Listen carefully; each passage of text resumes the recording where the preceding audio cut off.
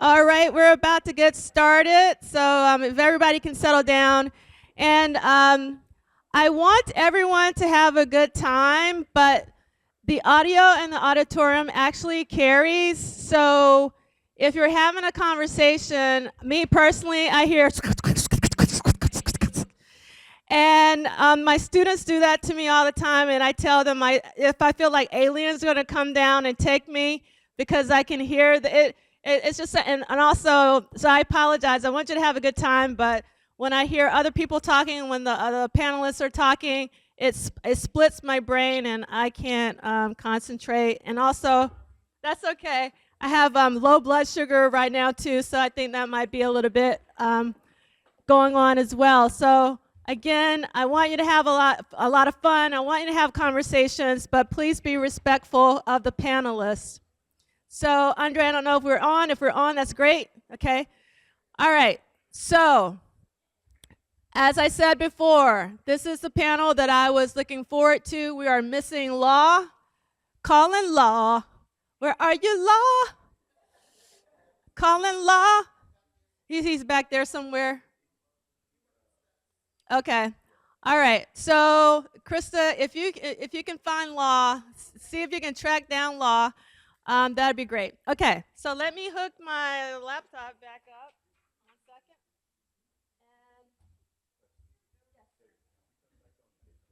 And they're going to turn him on. He has them on mute. They should already be on. They're on mute. So what I'm going to do this time around is please get the Menti code now, but I'll put it back on the screen towards the end of the roundtable because I want to play a video in between. If you don't get the Menti code right now, again, you can get the the note cards that you can write your questions on.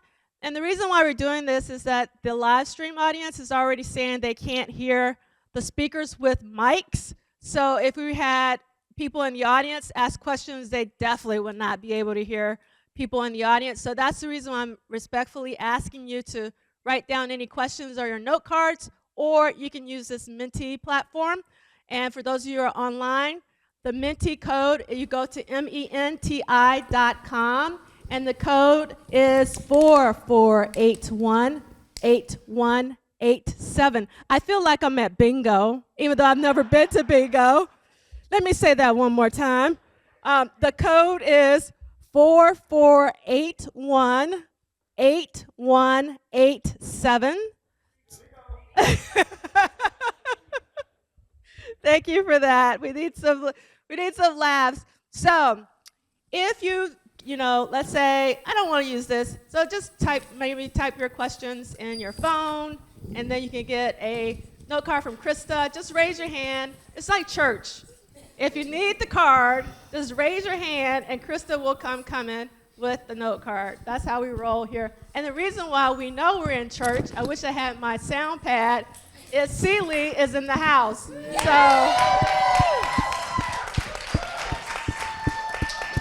we are about to go to church, right? So I'm not going to introduce anybody. I'm going to let Seeley introduce himself and let everybody else introduce themselves, and let's get this party started. Take it away, Seeley. Check, check. We good? We good? See, I'm an old country boy from Clarksville, Mississippi, home of the blues. I'm going to need a little bit more than that, y'all. All right. Are we good? All right, so what we're about to do now is that we're going to go way, way back, 1982.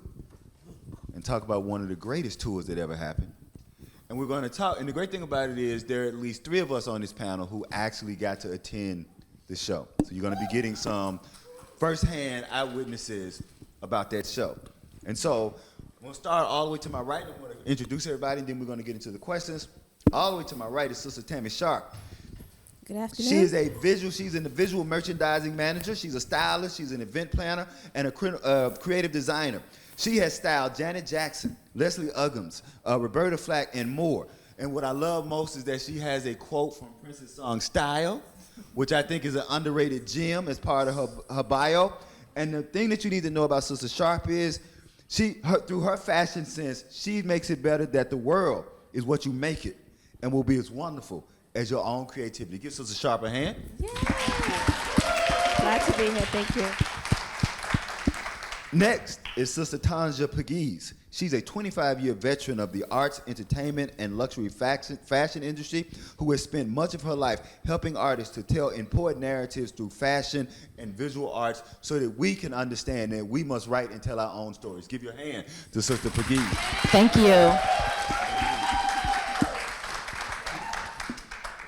I'm going to take just a little bit of point of privilege here because this next sister is from Howard University, HU. Yes. Black colleges in the house, and for those who don't understand, black colleges, even in 2023, we still produce 80% of all black judges, 50% of all black lawyers, 50% of all black doctors, and 20% of all people from STEM. So when you ask the question, what can an HBCU do? This brilliant sister right here. Thank you, everyone. She has 20 years of production and marketing, having brought to life visions for people such as Sony, MTV, Kids' Choice Awards, and TV Land Awards. She is now creating and doing things with marketing to help people make a vision so that the things that we dream can become a reality. Please give that sister a hand. Thank you. Now, I'm jealous of all these people, but this brother here. See, when I was under the tree asleep when the good Lord was giving away gifts, he kept getting back in line, Musician, dancer, MC, producer, writer. Let me just give you some names he's worked with. Bruno Mars, Marvin King, Black Eyed Peas, Harry Connick Jr., Fishbone, James Ingram, Jessica Osborne. Can you woo, woo, woo? And of course, those members of the Minneapolis Sound. Yes. Please give it up for Brother Law. Thank you.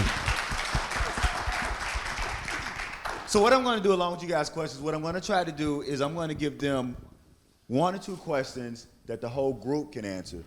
And then I've designed a question for each one of them for their background and their particular experience. So the first one is going to be for the group, and we're going to start at the end and then work our way.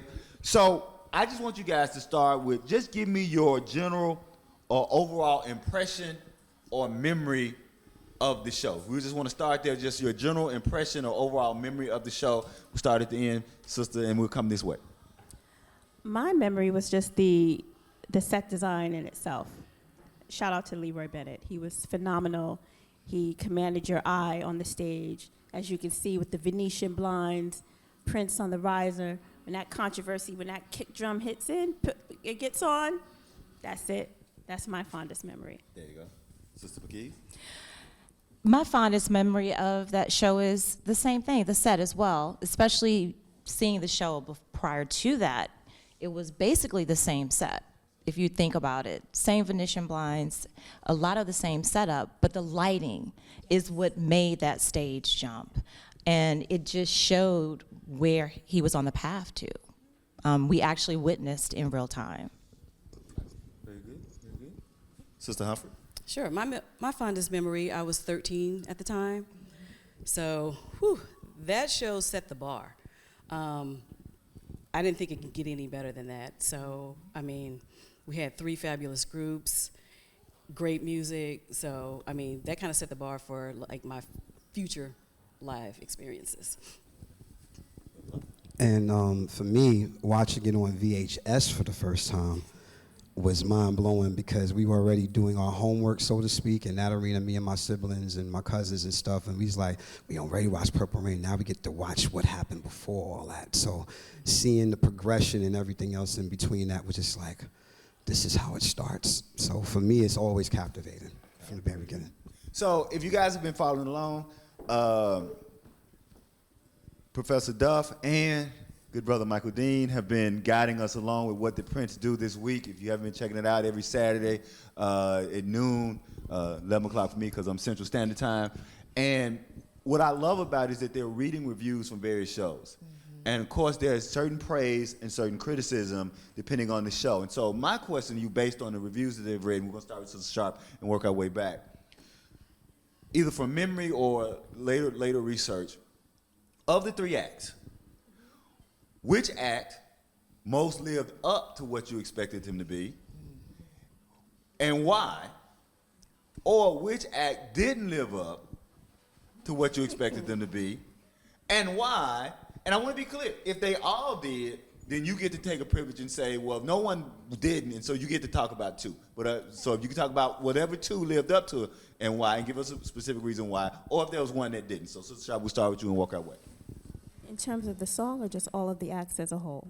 Just all the acts as a whole, just the show itself. Like when you look at that their performance that night from the show you saw, which act was like, this is what I expected them to be and I enjoyed them and why, or they didn't quite do what I expected them to do and this is why, if that makes sense.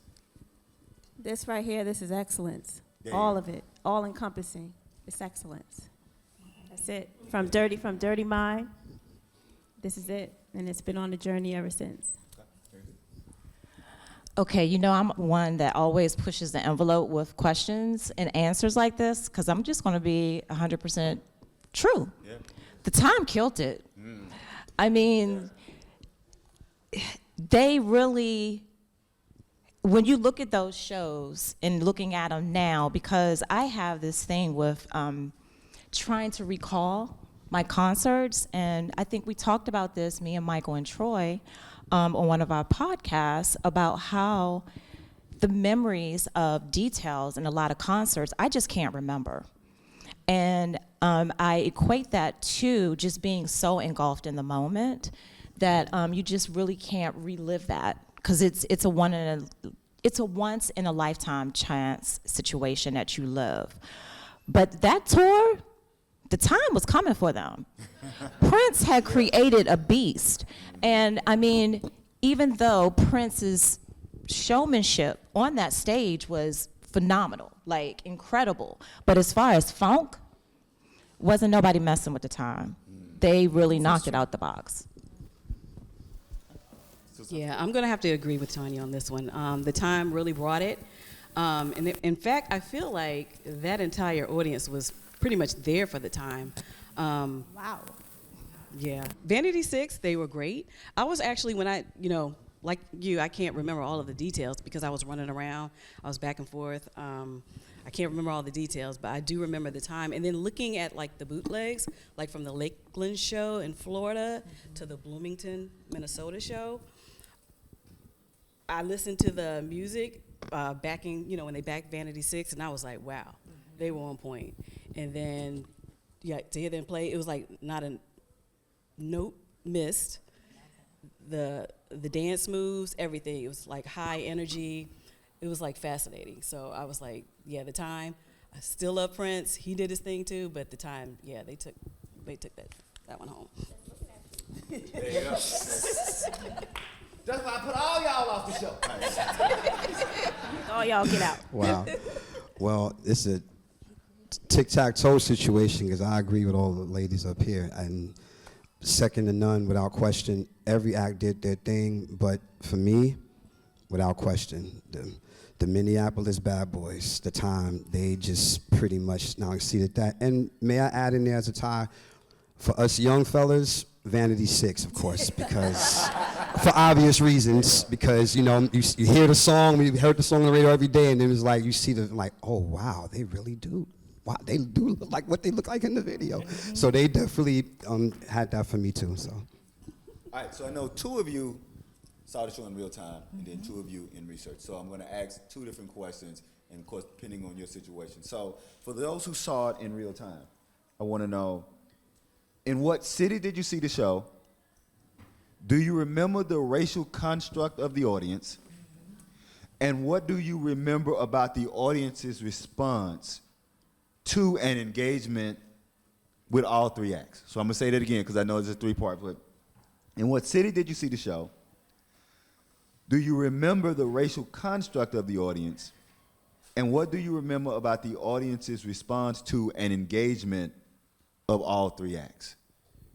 So let me get to 2 who've seen the show, and then I will come and then ask the other 2 the next question. Sure. So I saw the show March 11th, 1983 in Huntsville, Alabama. at the Von Braun Civic Center. I think the slides are rolling through, but woo.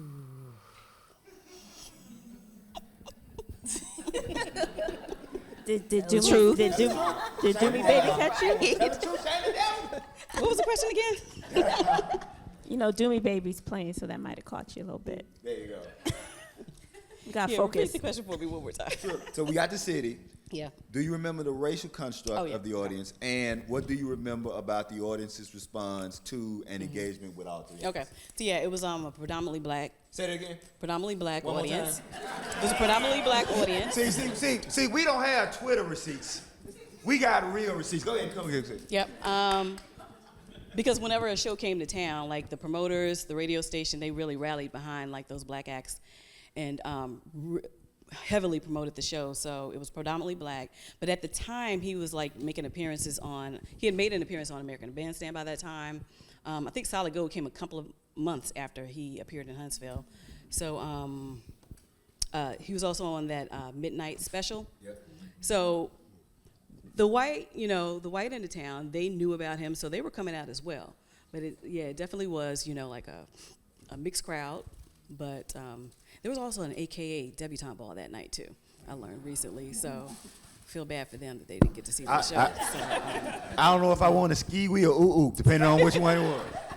Who's wearing pink but they and were green? extremely well received. And like I said, we were, everybody had their baggy pants so we were all like coordinated our outfits, and we were there for the time. But all the acts were well received. So this was Valentine's Day, 1983.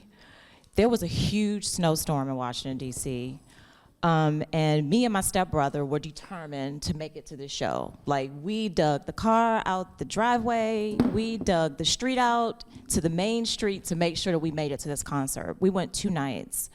But it was Chocolate City. I mean, say no more. So that was the demographic of the audience, and had been the demographic of his audience for years. DC always stood behind him. But that particular show was predominantly black. The show was amazing in the aspect of people maneuvered through 3 feet of snow to make sure that they were there for him.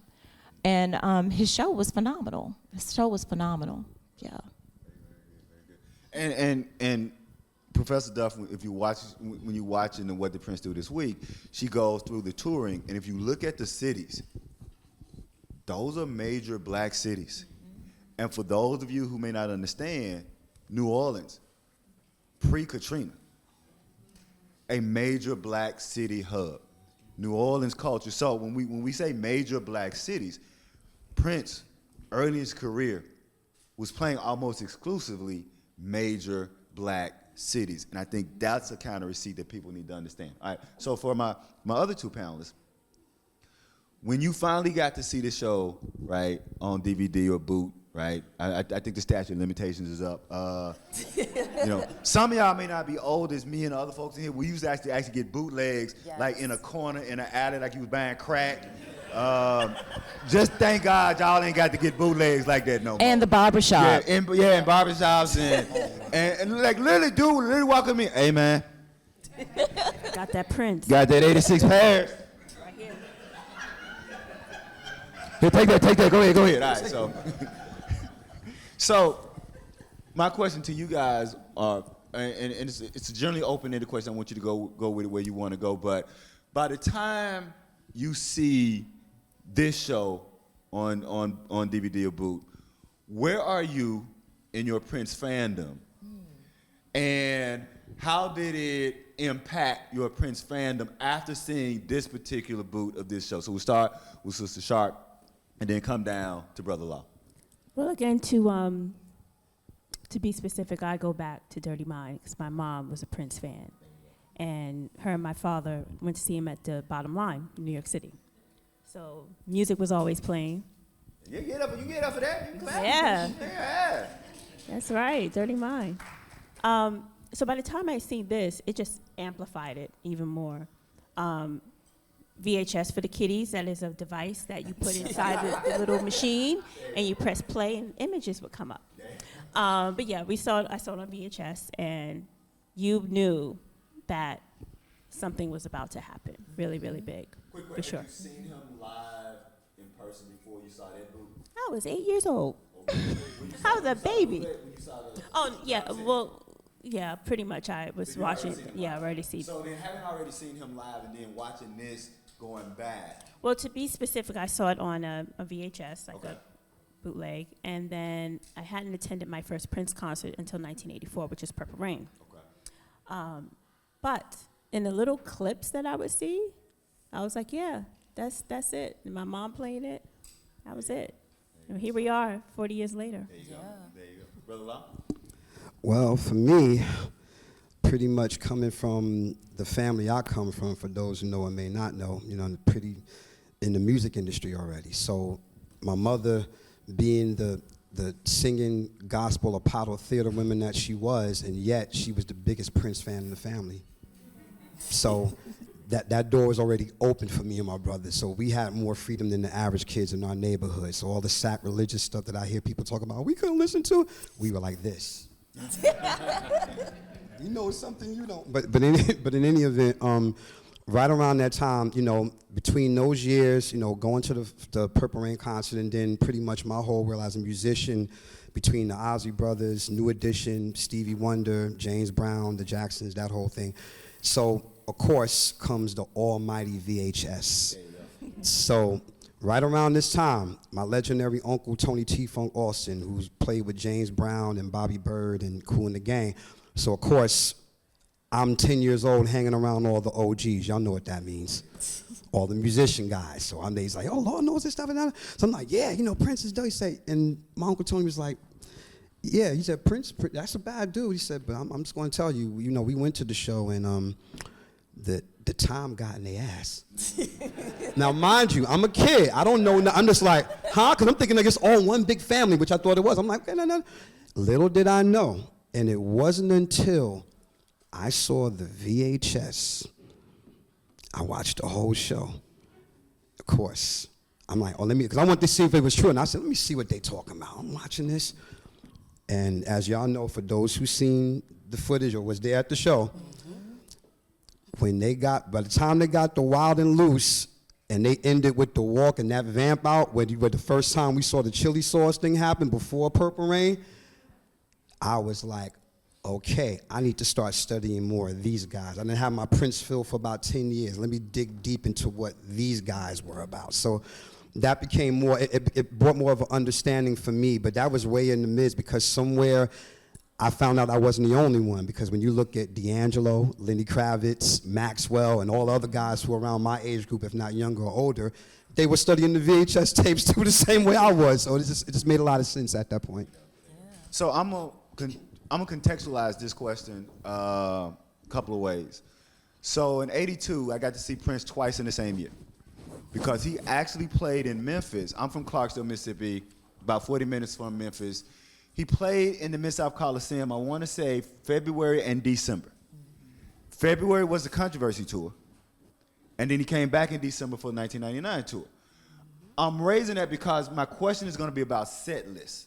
Okay, so I'm gonna ask you guys a question about set lists, and I'm gonna phrase it in a way where you can answer it a couple ways, but I just want to kind of contextualize this, so that being from the home of the blues and just watching blues players regularly, I never had the expectation of going for a particular set list. Prince had the great quote, you never want the audience that'll only come out and check you out when you have a hit. Right? That's not the audience you want. You want an audience that's going to go with you when you're ready to experiment and do some things, right? So my point, and so my question is, and I know that Sister Pegues and Sister Humphrey, and with you being so young, this may be an unfair question, so I'm going to phrase it in a couple of ways so that you can answer however you want. One, first part of it, did you go to the show with a set list in mind or with songs that you wanted to hear? And did the show meet your expectations of that set list? Or another way that I want to phrase it is, or you guys, because we've all discussed seeing multiple bootlegs of this tour, So you guys can either answer that question, or the general question is, could you talk a little bit about how you feel about choices that Prince made on various nights, including certain songs and not including other songs, right? Like a song like Head that was really big, of course, during the Controversy tour, doesn't really get as much play during the 1999 tour. So however you want to deal with the set list question, and you thinking about how the set list either impacted your enjoyment of the show or anything you just like to say about the set list, I'll just let y'all rock out next. Does that make sense? Yeah. So I'll start with Sister Sharpe, and then we'll come back this way.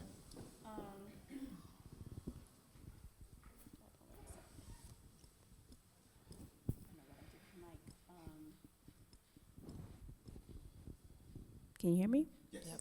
So back then, it was really hard. I wasn't into documenting set lists until I got much older. It was more so the repetitiveness of watching the show over and over and studying it and studying it. I will say I love to hear the more obscure tunes. Anything that's going to be, I want to hear what an obscure song sounds like live. Mm-hmm. So when you pull out something like Head or Make Up, I want to hear that, how it translates live, how the musicians are going to play it, how the change of the chords are going to be. So I can't really answer that question because I didn't have a set list in mind, because I did not attend that show. I just watched it over and over and over and over again. Let me ask you this, based on what you know of the album and watching it on Boot, was there any song that was on the album 1999 that you wish he would have played on the tour? Or were you pretty satisfied that the songs that he played, you're good with those songs? Oh, I was satisfied with International Lover. Amen? There we go. Amen. That's it. There you go. I think the set list actually met expectations for that particular tour. As far as, like I was saying, him coming right after the time, he had to keep that energy going and that momentum going. So, after being able to watch Boots and seeing how he tweaked his set list and added some things and added and took out some situations that kind of slowed the repetition of the beat, and set the mood a little too low, because you don't want to set the mood too low because it's already high because of what the time did on that stage. So, yes, I think those tweaks were necessary. But as far as expectations, he always met my expectation, especially after, I got older and discovered after shows, when you really started hearing the stuff that you really, really wanted to hear. But yeah, I think the set list, he did tweaks as necessary. I have just a slight interjection for those guys you went. Do you think, and don't beat me up after this, guys, do you think that Prince overcompensated with the sexuality after the time performed? It's sort of like, all right, they did that. Let me give them this. Just your perspective from being there. I would just say. Or maybe you can phrase it a little bit better. No. I like your question the way it is, because what your question is speaking to is competition. Yep. Let's be clear. And there are a lot of times part. somebody in front of you killing it. Mm-hmm. You What think am I gonna about, do? I'm not going to be embarrassed out here. Right. I would only say that looking at multiple shows, what he didn't vary so much that it looked like something was different after a certain point. Like, had he not been as sexual at the beginning of the tour and became more sexual, or obviously more sexual, I would say yeah. Okay. Right? I think that, and I hope I'm not stealing Sister Pegues, what she was about to say, that I think that where you see him compensating is actual set list choices. Right? So for instance, if you look at a lot of the Boots, the piano set gets a little bit shorter or doesn't have as many different songs in it because he doesn't want that lull. Because the time didn't worry about out, we sweating, we tired, he done sweat his sister's hair out, the perm gone, the Jerry curl juice is all down the back of your neck. And what happens is, we know this, when you sweat and stop, you get cold. Let's be clear. And so doing that piano set, although you enjoy that piano set, sweat get cold and sticky. You're like, hey, can you get the DMSR? Where's the collection plate? I would say that I think that if anything, he wasn't compensating in the sexual performance of it, but in the choices of songs where he realized he had to keep that energy up. Sister Pegues, and then we'll come back.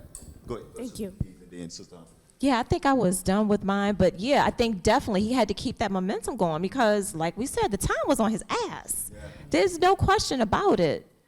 He had to keep it up. He had no choice. Well, let's see. I would say that I did not go with the set list in mind, but I was extremely satisfied with the songs performed. I like that they included, both The Time and Prince included music from their previous albums. Yes. So, and then I also noticed, like, as I, grew older and started watching the bootlegs, how he, like you said, mixed up the piano interludes. I think he included the Purple Medley in one of his shows, and I was like, oh, wait a minute.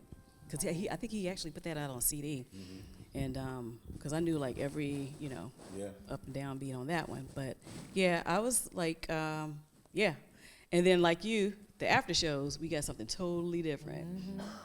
And I was like, wow. The after shows where he gets you. Yep. Mm-hmm. There you go.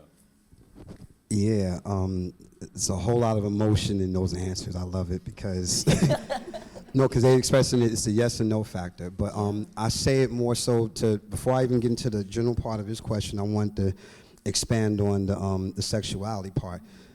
Competition or no competition, Prince was there from the beginning.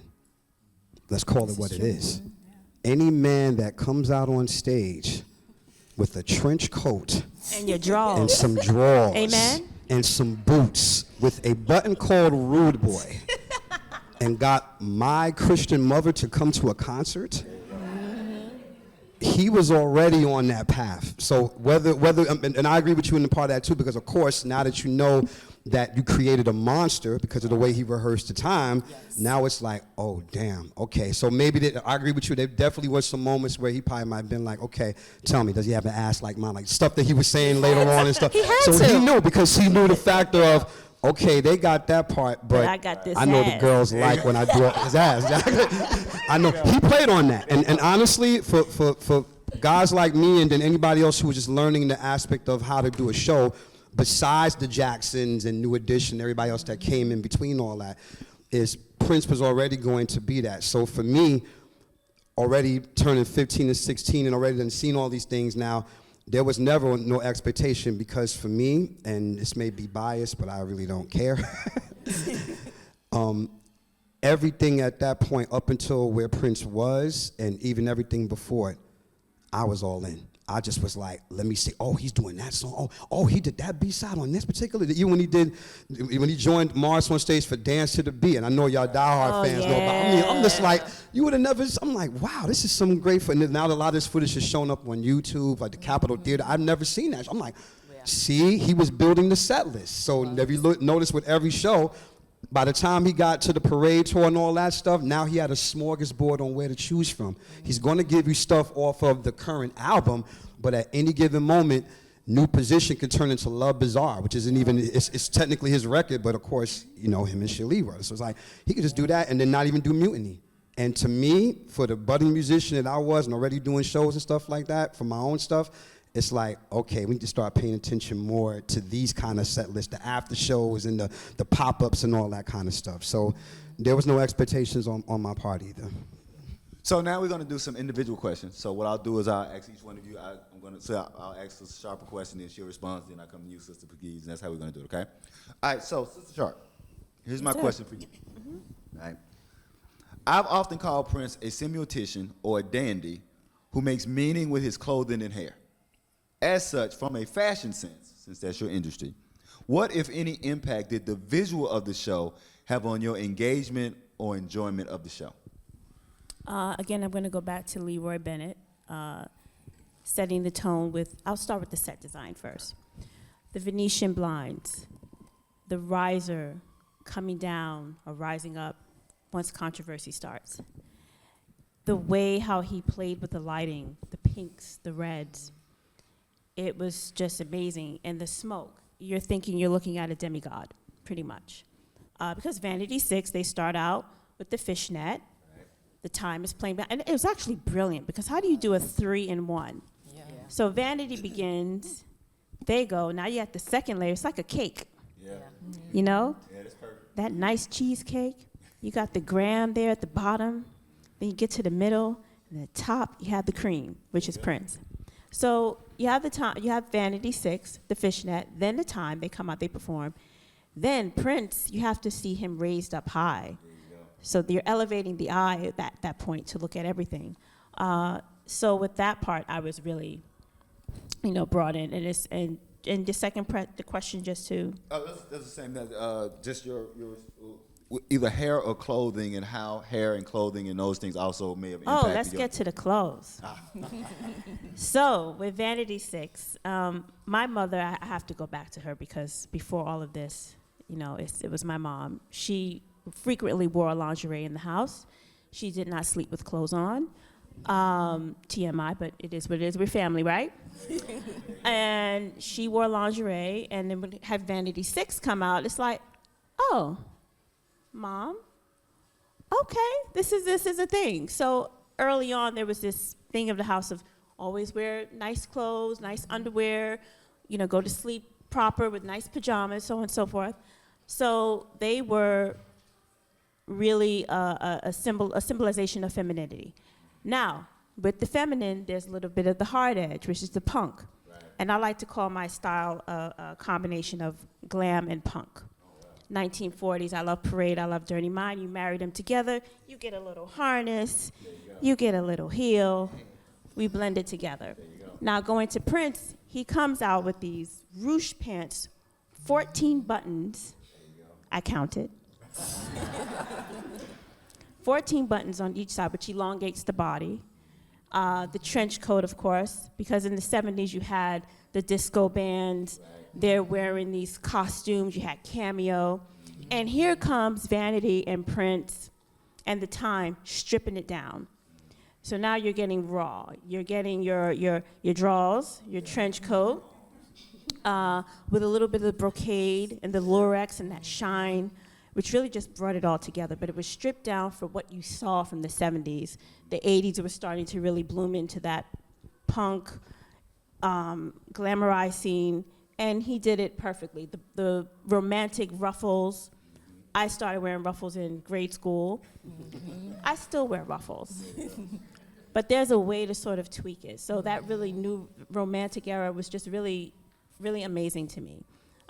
We don't give Des Dickerson his flowers too. Don't.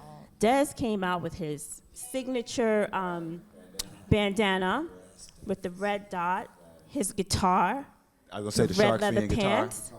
I mean, just killing it. Jesse Johnson in his signature pink. Everyone individually really just brought their sense of style. Jill Jones with the hat, the military hat, the chauffeur hat. So it all just came together in a really beautiful way. And not that you had a big budget, but you could easily go to a vintage store and find some really magnificent items. This shirt I have on, it cost me $1. $1. It's not how much it costs, it's what you do with it. So with that, they did what they had. They did what they could with what they had. And it wasn't the clothing, it was the attitude. It was the execution of the performance, which made it great. So I'll end it with that. Oh, that's perfect. That's perfect. That's perfect. Just because you said, I don't think Roy Bennett gets enough credit for his work. I will say this to just show how young I was. When Prince came down, he slid down, I said, oh, he got a Batman pole. That is literally, to let you know how old I was, I literally said, he got a Batman pole. Do with that what you will. Oh, we forgot the pole. Yeah. Yeah, and that was brilliant because you're on the riser. What way to get back down. And we forget he used to watch his father play. He used to watch his father play in behind strip strippers. clubs. So I'm sure he would sneak in there and get a little bit of that and incorporate it. And if the firefighters can slide down the pole, if the strippers can slide down the pole, then why the hell can't I? And heels at that. And jump off the risers. So Amazing. the first time I ever saw or knew I was looking at a stripper pole, I was thinking, Prince had a pole for them. Sister Pegues, my question to you. Oh, yeah. So we got history. Because she bookends Prince's tour history. She was at the very first tour, and she was at the very last tour. And so I want you to talk a little bit, in whatever way you want to go with this, about where the 1999 tour stands in your mind as a part of that whole live music narrative. And you can go anywhere with that, but just knowing that you were there at the beginning, you were there at the end, where do you place the 1999 tour? And if you want to do better or worse, or if you just want to do aesthetically or however, talk to us about that. So you're really aging me right now. But I was extremely young when I went to my first concert. I won a bet. And my mom supported me, and she allowed me to go see him on his first tour when he opened up for Rick James with my stepbrother that I know is still, Randy, I know you're still pissed that you had to bring your little sister to see Rick James and Prince, but that started my journey. But with the 1999 tour, that's when I understood and noticed that the cat was out the bag. Because that was my fourth time seeing him at stage of life. And there was just something different about this. This right here is basically the beginning of Purple Rain, right? So watching this, I knew that he was on the path to greatness, that we are watching a superstar being developed before our eyes. It was a magical ride, especially being at that 10 o'clock show at Atlanta.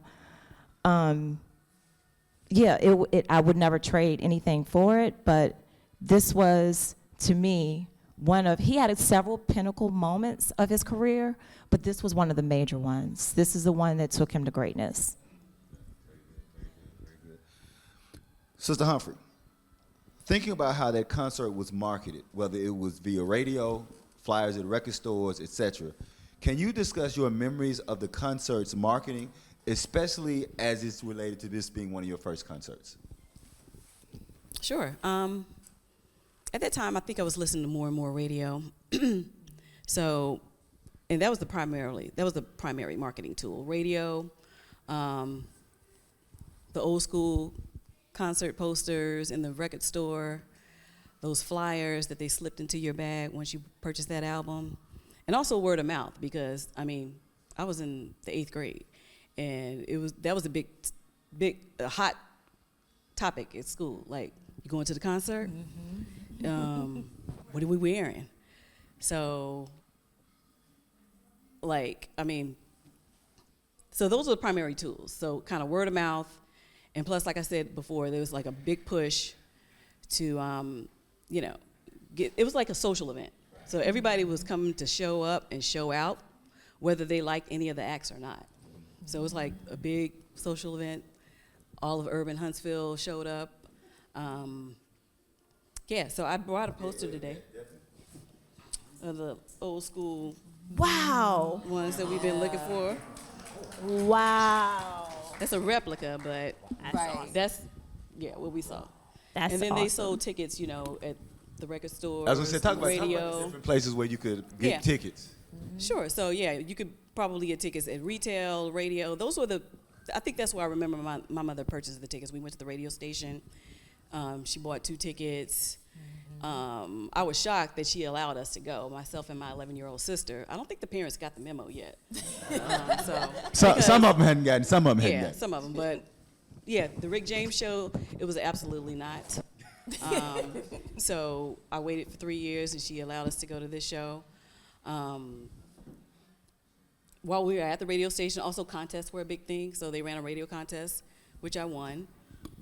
So that was another 2 tickets, backstage pass, limo ride. So I did have the opportunity to I had an encounter with Prince. I didn't meet him, but I had an encounter with him that I talked about on D'Angelo's Book Club. Well, I was going to say, for the people who hadn't seen it, give us a snippet of just what it was like. 'Cause you want to know, Sister Humphrey won a contest that allowed her to be backstage at the show. So those of you who haven't seen it, so give us, just a synopsis, a minute or two of what was that like winning the contest and your experience. Sure. So yeah, I was super excited. My mom was even more excited. Because I was only 13, there were, some people were like, she's only a little girl. How her little ass win? Exactly.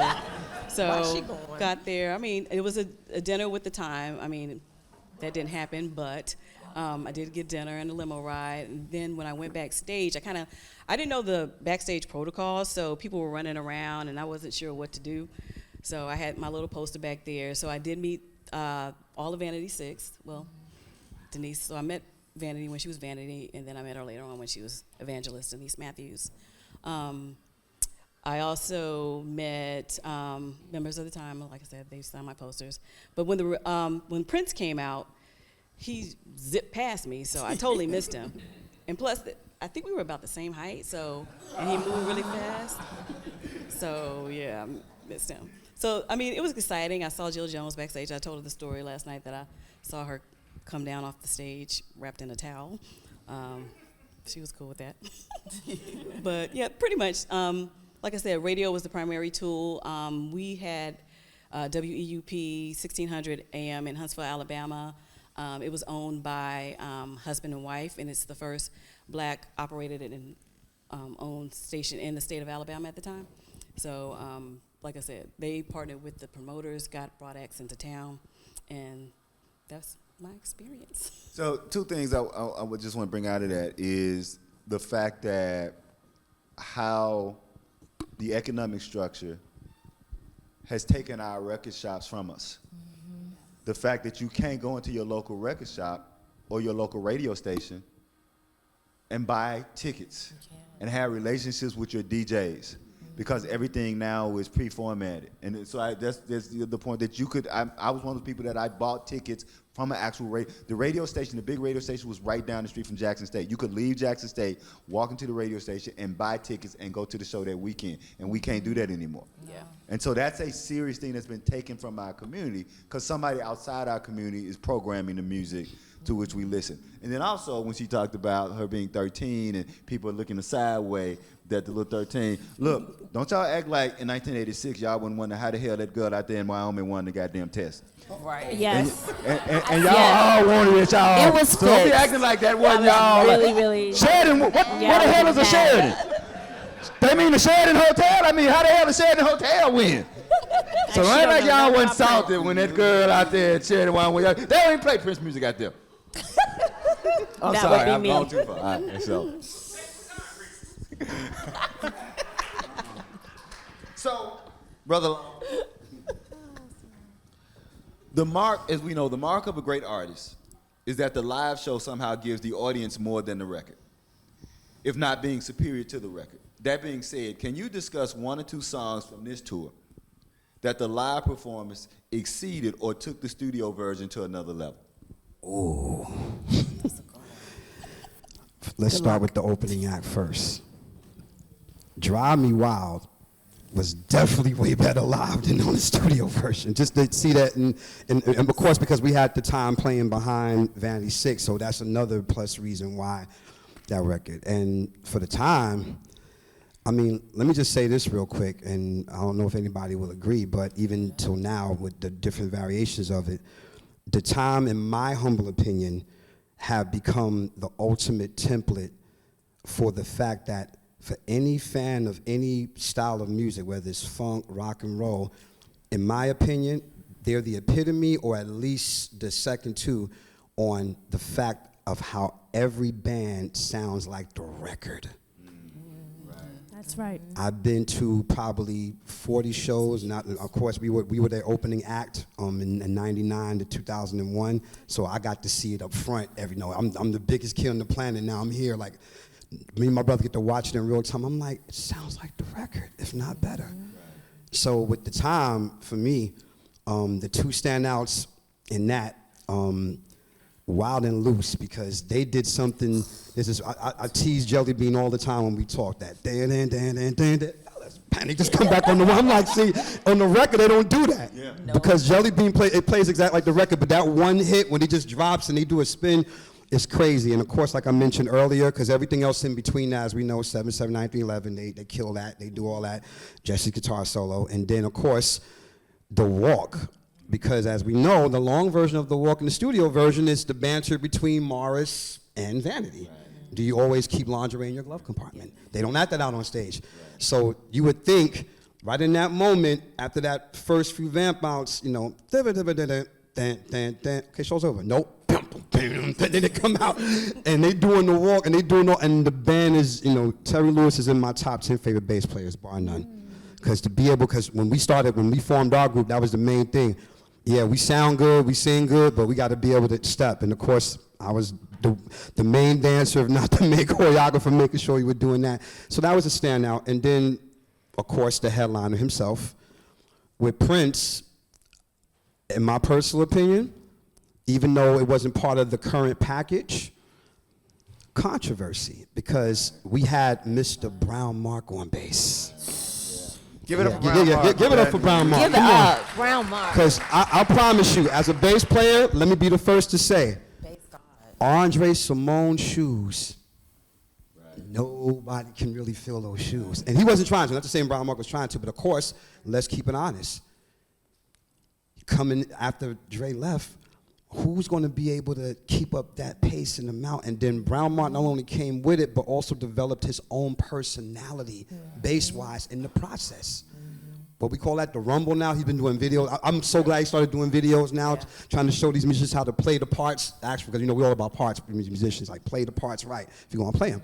And when they do controversy, if you listen close, I don't know if all my musical geeks out there like me, there's this part, I think probably right before the bridge, Brown Mark starts playing the bass line to James Brown's Talking Loud and Ain't Saying Nothing. Now, you know, I catch everything. Everybody will tell you that know me. You can't get nothing past me. I'm like, ooh. And of course, as we know, that's not on the album. So for me, these were particular pinpoints of the tour and even in that. So those would be my three. I saw some people perk up with that question. So if anybody else wants to talk about if there's a song that, because, you know, I'm clear. I tell people when bands live can't take the record to another level, they usually mean they not that good. Right. I mean that you struggling to sound like the record, and I don't want the record when I go see you live. I got that experience at the house. I'm coming for another experience. So I want to give you guys, if there was one song or one or two songs that for you that you remember going either like, damn, I didn't know they could sound like that, or I'm jumping ahead, and y'all can boo me, but I'm gonna be honest.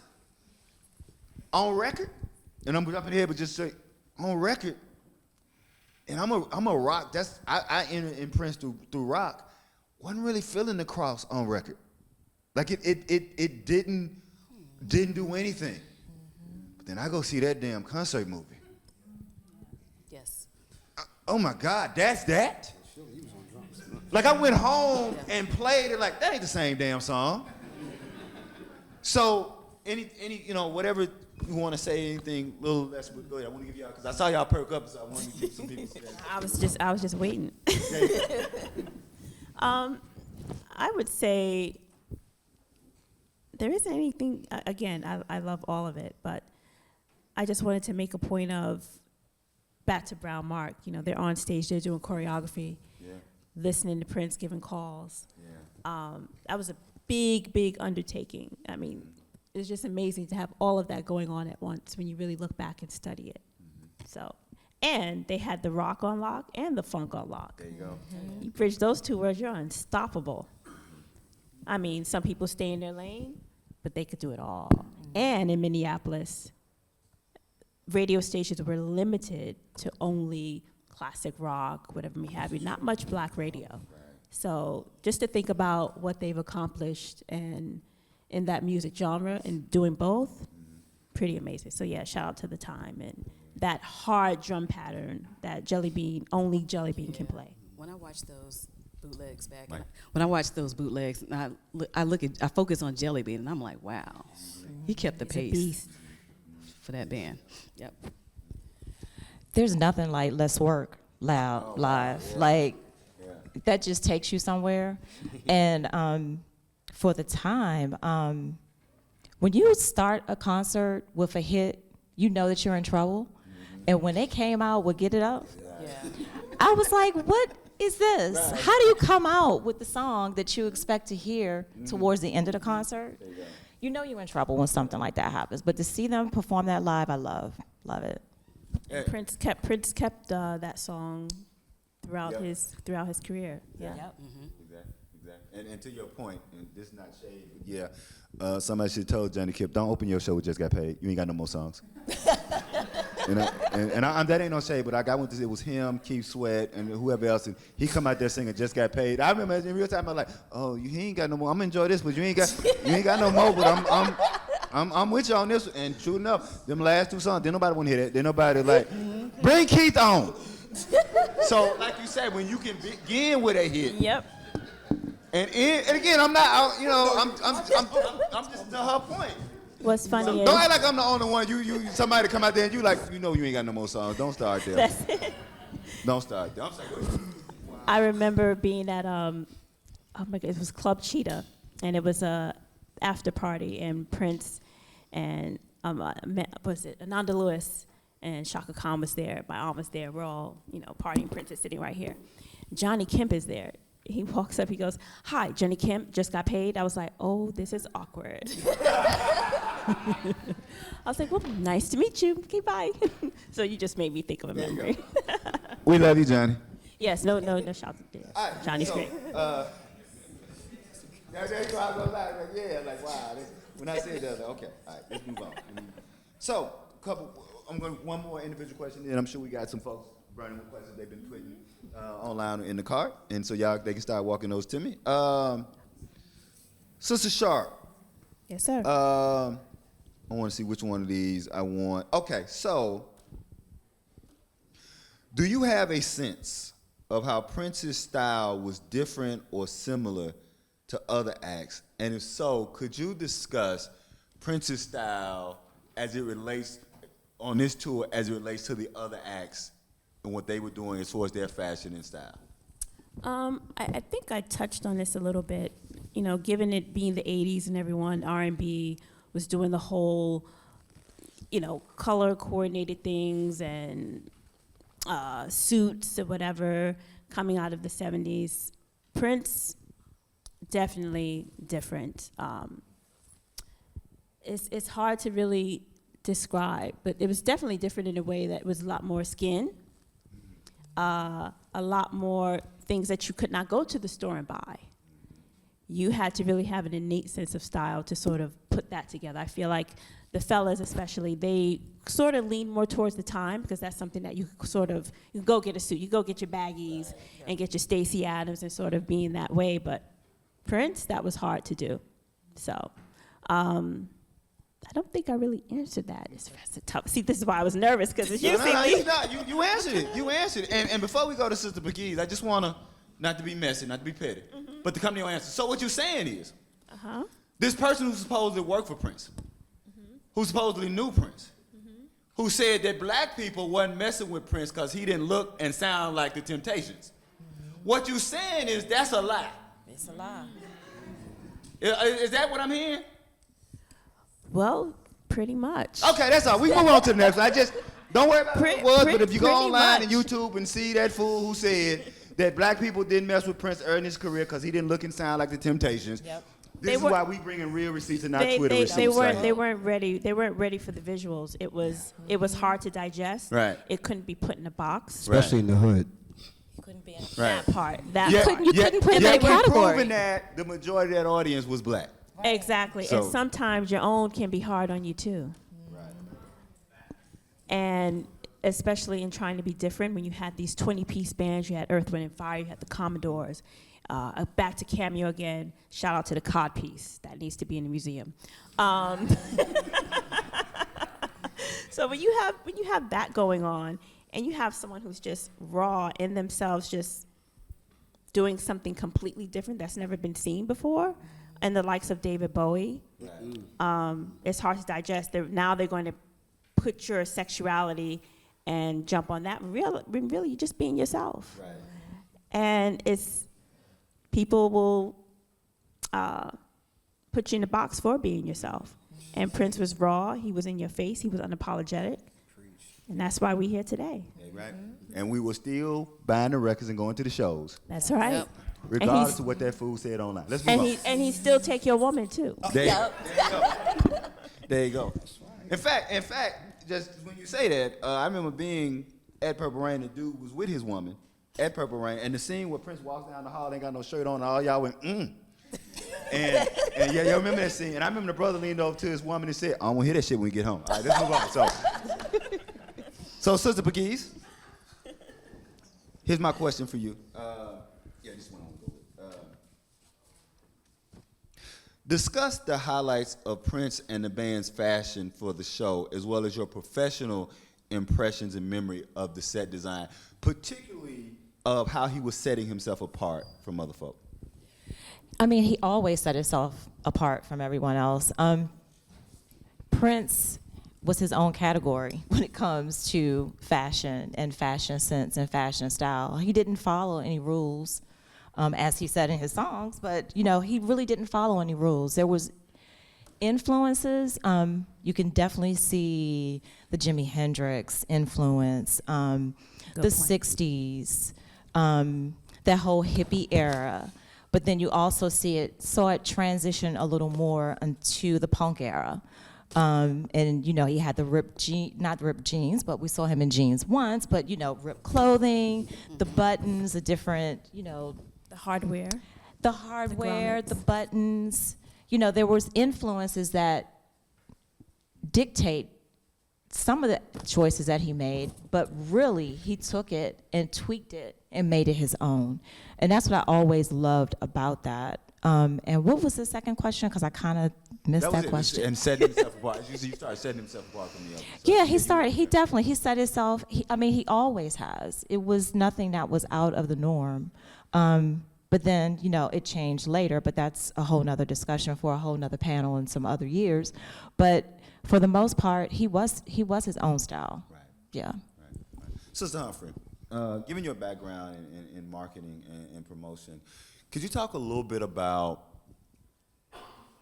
how Prince and how he was being marketed and promoted for this particular tour? And I'm particularly interested in, when you're looking at that marketing at that time, the narrative of them creating him as this kind of ethereal and mysterious figure. So my question is, are you seeing that in the marketing that's going on, or if you just want to talk in general just about how you were responding to how Prince was being marketed and how this particular show was being marketed? Okay, I can respond a little bit to how my perception of how he was being marketed. Definitely, I felt like he was larger than life, mysterious figure, untouchable, black beat right on. He wasn't doing many interviews then, so definitely that untouchable, I wouldn't be able to and then it happened actually. I was like, oh, I can't talk to him because if he doesn't come right, then it's going to be bad for both of us. But then later on, he started to open up, and we started to, his marketing was more but by that time he had built his fan base. So, like I said, regardless, we were going to see him, whatever he was doing, whatever time, whatever cost. And the marketing was much different in the later years, in that we didn't receive it wasn't much radio, it wasn't much, it didn't have to be. It was just word of mouth, that underground scene again, a cryptic tweet, MPG Club. Right, there you go. So yeah, everybody getting together and saying, okay, what time are we going on to get these tickets before the show was sold out? And then I think later when I did meet him, he was like a big brother, cool uncle. Right. So, yeah, back then I was untouchable, but then, I saw a more human side of him. Right. Very good, very good. Brother Law, can you discuss how, with the Triple Threat Tour, Prince is using 3 groups with 3 distinct styles to engage and expand his audience base? Well, I think everybody will agree. We call him genius for a bunch of different things, but the one thing I think will always stand out is how do you create all of these different bands? We obviously know it's coming from the guy like the mad scientist, very much in the vein of my mentor, Mr. George Clinton, who created, you know, the Parlettes, Brides of Funkenstein, the whole machinery thing. And of course, because like myself, Prince is also a P-Funk disciple. So you definitely know for sure he was definitely studying George even then before him and George even got together. That blueprint was there for anybody to follow if they want to put certain variations of group. And then half of the time, people to this day still get confused. They'd be like, oh, it's Parliament Funkadelic is the same group. In case y'all didn't know, Parliament was more for the commercial and Funkadelic was more for the underground, you know, sexual kind of, you know, political stuff. You know, shit, goddamn, get off your ass, you know. Anyway, but Prince definitely was a genius in making sure that there was something for everybody, especially when it came to the formation of the time. We already know that story, so I'm not going to get into it, but do understand and know, I purposely know for a fact that because of where Prince knew he was going with the 1999 album and then later on Purple Rain, as most things as we know him for, the one thing we're going to know, Prince is going to funk somewhere in between this. Yep. And because the early albums, like Dirty Mind and a little bit of the self-titled album, you saw him, he still kept that funk there, but by the time he got to 1999, it's like, okay, I'm gonna give you a little bit of it, but now we're doing this new thing with the Lynn drums and the synth pop art of noise, and so the punk rock stuff wasn't there anymore. Now it's this whole combination of all that, but pushed through, like you said earlier, the marketing of the changing of the image. It wasn't as raw as it was before, but now he had a more polished way of doing it. So the time represented all the funk soldiers that want to keep that whole heavy thing. And what made it so cool at the time, and I'll be the first one to say it, me and my brother Pepe used to win talent shows imitating Morris and Jerome before we formed our band. And because why? Because going to church, we hated wearing suits. But when we saw Morris Day and the Time wore suits, we was like, now see, if we gonna wear a suit, that's what we wanna do. We don't wanna just be sitting here. We wanna have fun in our suit. So Prince was very smart in using that to appeal to the direct black audience that just want to hear that funk, R&B, and nothing else. Even, I mean, let's keep it real. Even the Times ballads, like Girl, and later on sometimes I Get Lonely, and then even when Morris went solo and did Love Is a Game with Jam and Lewis, like you could tell that blueprint was copied. And last but not least, I think Vanity 6 is self-explanatory. I said it earlier and I'm gonna say it again. I have no qualms with saying that, because look how it translated. Once Vanity was out here, who'd he go and get? Apollonia 6.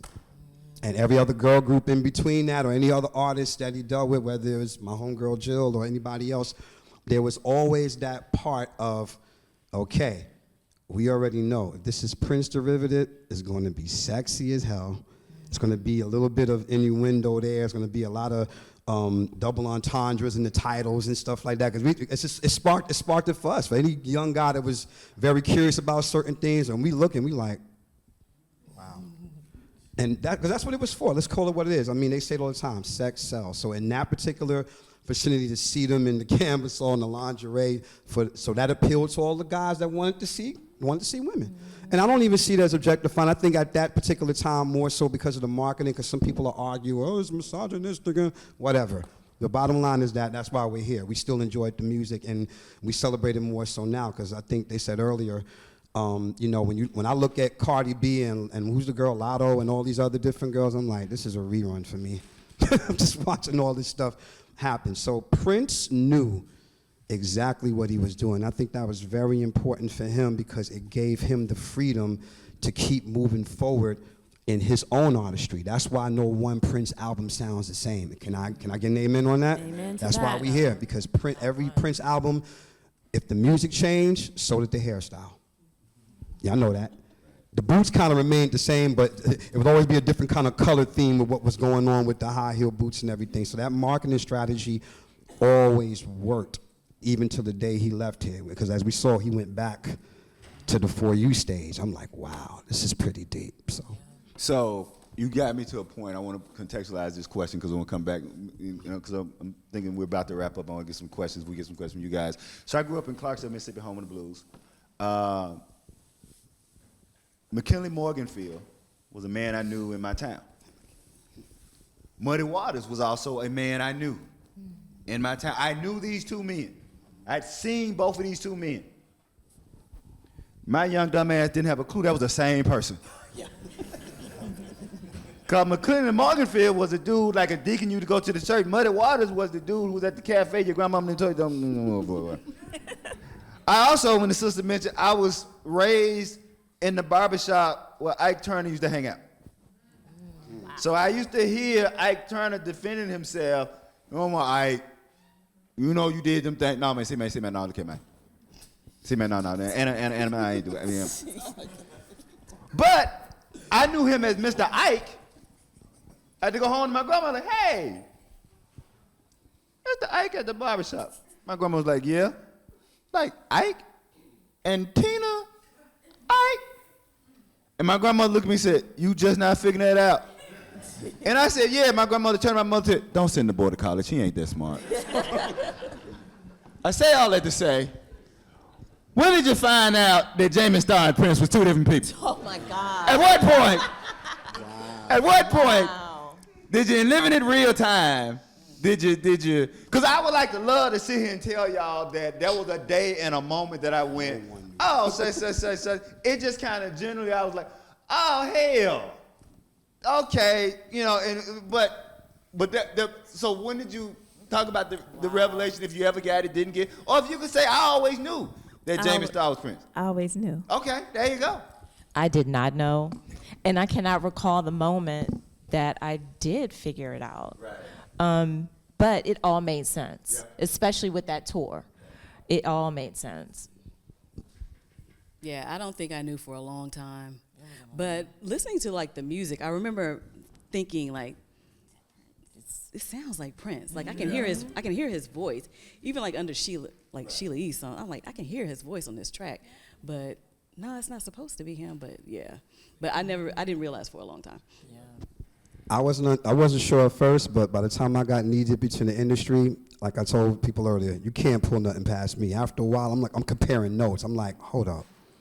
It makes a lot of the Star Company. Okay, and then you start knowing that in between. So that was pretty much like I guessed it right there. I'm like, he's Jamie Starr. And the next thing you know, probably like the early '90s, there were different publications that came out. It's like, okay, the cat's out the bag. Prince is Jamie Starr. And I'm like, I know it. So, especially when you listen to the segues between him and Morris Day and him and Tony M, the little restaurant scene. I was like, that's Prince.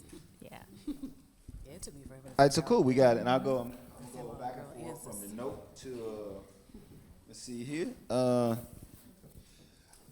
First of all, I ain't got to kind of talk about nobody's handwriting because my handwriting is terrible. So don't take it personally if I struggle through your handwriting because I grade my students' papers and the first thing they say is, what the hell? But I want, what is this? Miss Hanson, Bell, Spin, Cool. All right, so I'm going to do it. So the 70s funk era was all of men in croc tops and hip-hugging pants, embellishments included. And boots. Why do you think Prince's costuming was perceived as more titillating? And so that's a great question. That's a great question, right? So who had that question? That's great question. So now, yeah. So basically, she's saying that brothers in the 70s was wearing croc tops and hip-hugging pants, but you could see all their jewels and whatnot. And so just everybody, just jump in. So, and why do you? I haven't answered, but I want to hear you guys. Why do you think that Prince was conceived more titillating and shocking? I'll start with that. When you look at the 1999 tour and he's at the part of International Lover, I know this is going to be a bad analogy, but in the Middle Ages, the royals would watch as the kings would consummate their relationships.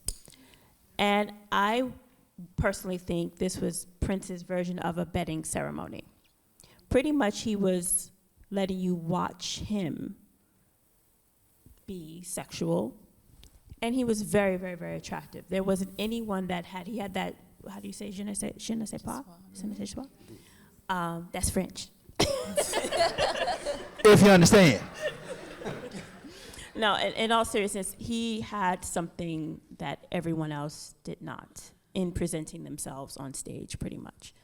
Just his stature, his delivery, his self-assuredness. He knew who he was, he knew what he had, and he knew that he was desired by men and women.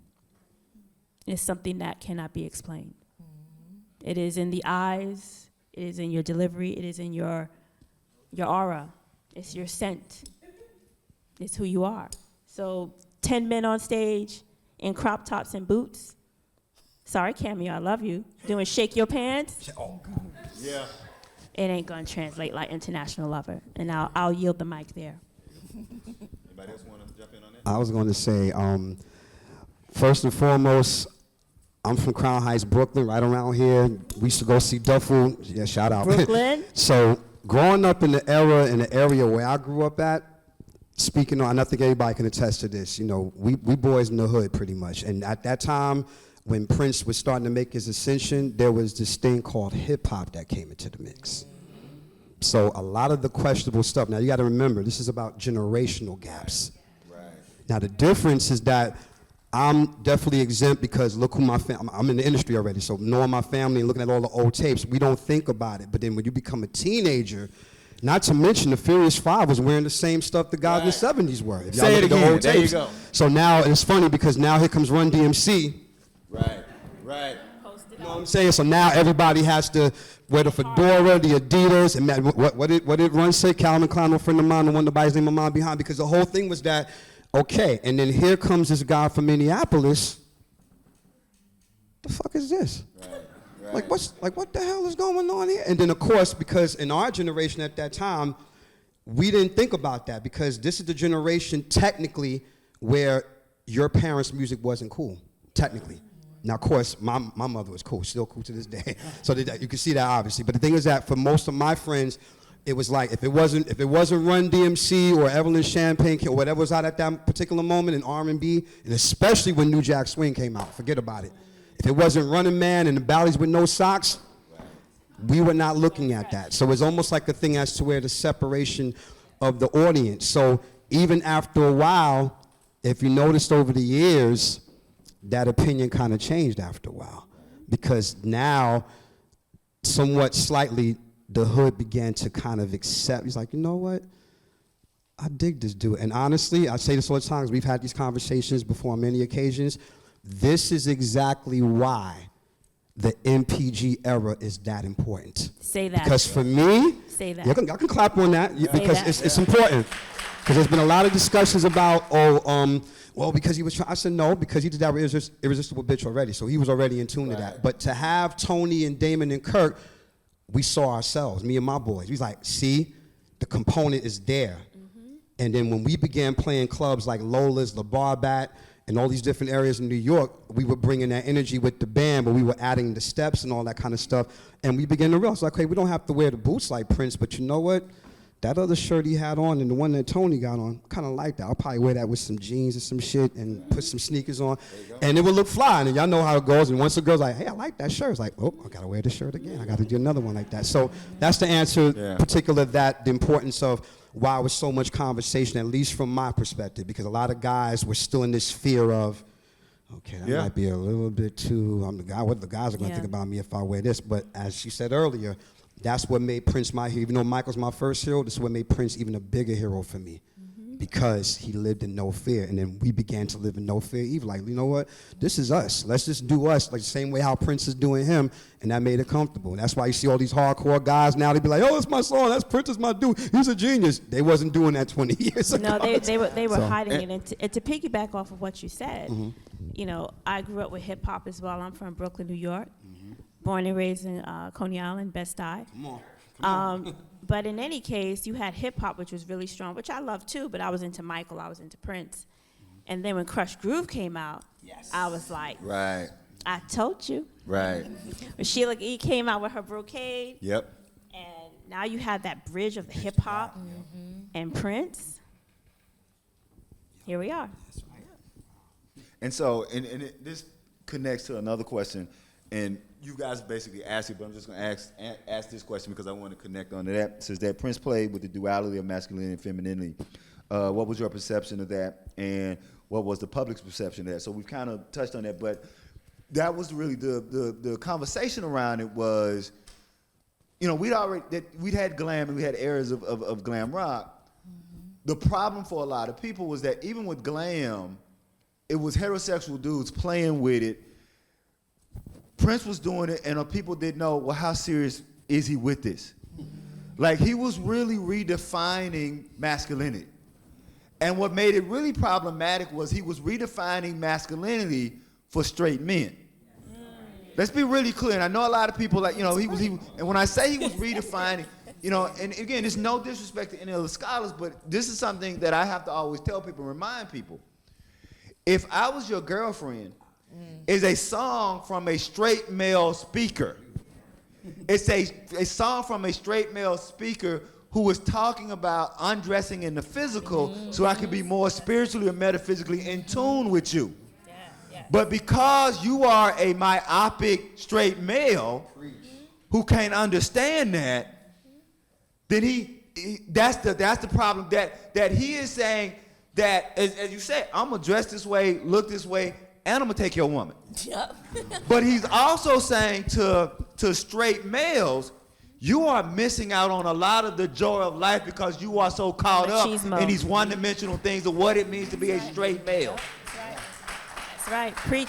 So again, the croc tops, the hip huggers, all that the males were wearing in the 70s, it was no one was questioning, are you gay or are you? Prince was literally saying that there's no moniker of masculinity that I'm going to hold, and you have to deal with that for yourself. Yep.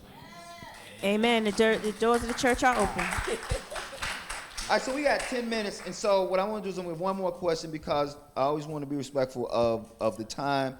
Oh, I want to do a card question because I did. Oh, okay, so for the card question, we can answer this simply. The question says, Prince did not include the time at his Radio City Music Hall show in 1983. Did he bump the time from other shows on it too? And the answer is yes. Yeah. They were bumped for more than one show. I know also Los Angeles. Yes. So the answer is that yes, they were bumped for more than one show. That could be a whole other nother conversation. And the way I'll just deal with that is there's no perfect human being. We've all done some F stuff before. Because ego is ego, and sometimes you mistreat people because of your ego. And if you're looking for a perfect person to love, then you ain't gonna find nobody to love. It's gonna be lonely. So It's gonna be lonely, as Prince said. So, all right, so 9 minutes left. Come pull the question here. So, and this is, I guess you can expand this from 1999, but the question is that's saying that, you know, after seeing Prince live for the 1999 tour, have you seen anybody who compares with Prince live, and if so, who? There's no comparison, but I will say this. If you have not seen Usher live show, please do so. Because he doesn't play an instrument, I take some points away from that. But as far as his showmanship and commanding the stage and commanding your attention, he's another one who came out with this first song as a hit. Anytime you come out with You Don't Have to Call as your first song, I was like, again, we're in trouble. He's probably the closest that I've seen to actually showing that type of showmanship on stage by himself solo, not part of a group, by himself solo. I'm gonna say Michael Archer, D'Angelo. Went to go see him many, many times. He's definitely a student of James, a student of Prince. If I want to mention someone recently, Silk Sonic. Anderson .Paak. He's amazing live. He incorporates rap, funk, everything. He is my top right now, for sure. But nothing compares to Prince. I would also agree with Anderson .Paak.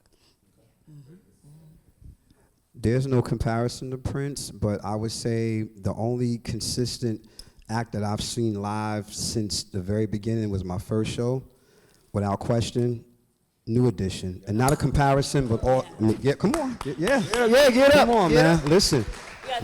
Remember, in 84, they did I Would Die For You during their set. So that's what made the connection for me, because even though Prince and Hendrix and James Brown and Stevie are my primary heroes, it wasn't until I saw these 5 guys that like me, they were from the projects like me, I'm like, When I went to go see the show and they did I Would Die For You, because at that point we were all about Purple Rain, and to see the 5 kids who looked like me doing I Would Die For You, but doing it in their step form, but the band was kicking, that, like you said earlier about Crush Group, it bridged the gap for me, sing, rap, dance, and play. So there's no comparison, but those are, there's Usher as well, definitely, and a few other people in between all that. But I would say that no comparison as well. I will say, for those of you who are not on my newsletter, and those of you who are on the newsletter, you know that I just recently reviewed the new edition Legacy Tour, and I have to say, you know, my wife is as big a Prince fan as I am. Her second group is New Edition, so I have lost count on how many times I've seen New Edition. Because if New Edition is by Monica gonna go see New Edition. I just get in the car and go wherever they are with her. So we saw them 11 months ago, and this is why I wrote this article to say the New Edition now. It's really, as far as actual singing groups, singing and dancing groups, there are only 3: The Temptations, New Edition, and I just forgot who the third group was. I tell my students I don't have Alzheimer's, but I definitely got sometimers. What the hell? No, It's all right, no, it'll it's come not. to you. It's the Jackson 5. Good. Yes. So Yes, New yes, Edition, yes, yes. but what caused me to Yes. put them into that rare air is that Prince is one of the few people, as Law and others said, the 3 live versions of Little Red Corvette are so different from the album, yet remind you why you love that song. If you haven't seen New Edition's show, again, I saw them 11 months ago, so I went. It wasn't that I didn't want to go, but I was just like, I saw them 11 months ago. Yeah, okay, can't go. Okay, all right, I'm gonna do that. The arrangements of the songs are so radically different. I had to say, yeah, they that top tier now. So if you haven't seen them, I appreciate you that over years you may be doing some of the same songs, but you're doing them so differently that you and what you're doing with those songs are you're uncovering possibilities that were always there that some of us didn't see. So with that, I want you guys to give a hand, Sister Tammy Sharpe. Thank you. Thank you. Sister Taunja Pegues. Thank you.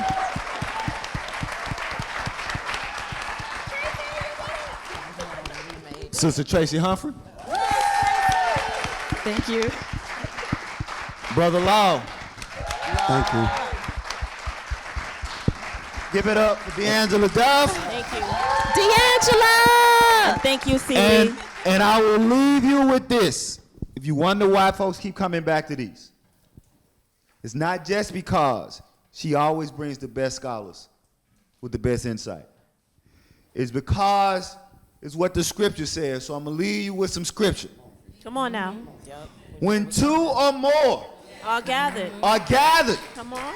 in the name of funk, funky things will happen. Thank y'all for coming. Amen. Thank you.